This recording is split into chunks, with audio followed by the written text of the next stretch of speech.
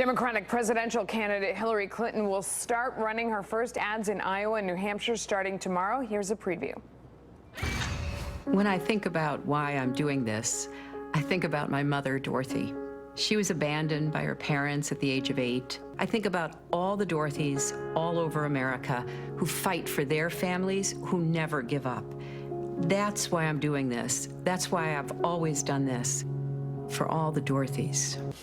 Does bring a tear to your eye. Back with me to discuss it, Tom Borelli with the Conservative Review, Judy Miller, adjunct fellow at the Manhattan Institute. She's a Fox News contributor, and Carrie Sheffield is here, Forbes political contributor.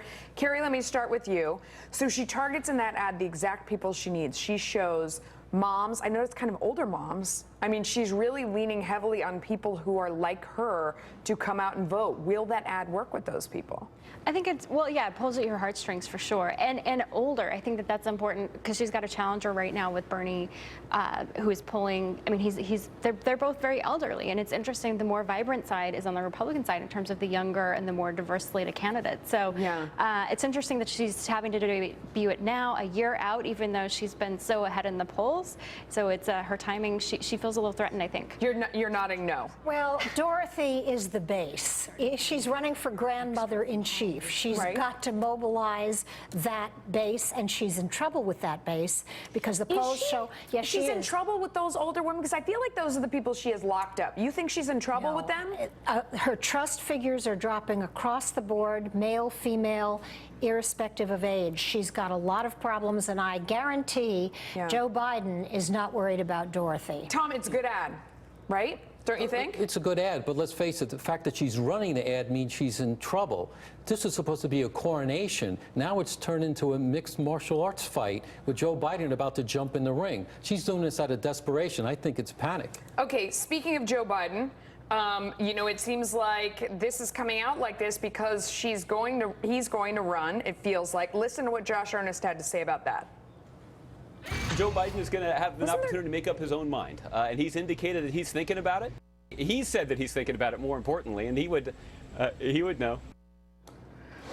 Wow.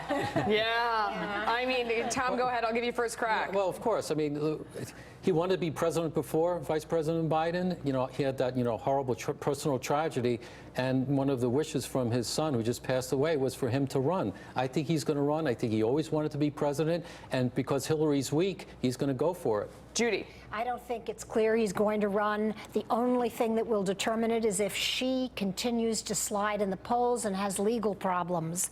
And let's face it. You don't think this was the tipping point? I mean, I think she has been sliding. They have been thinking about it.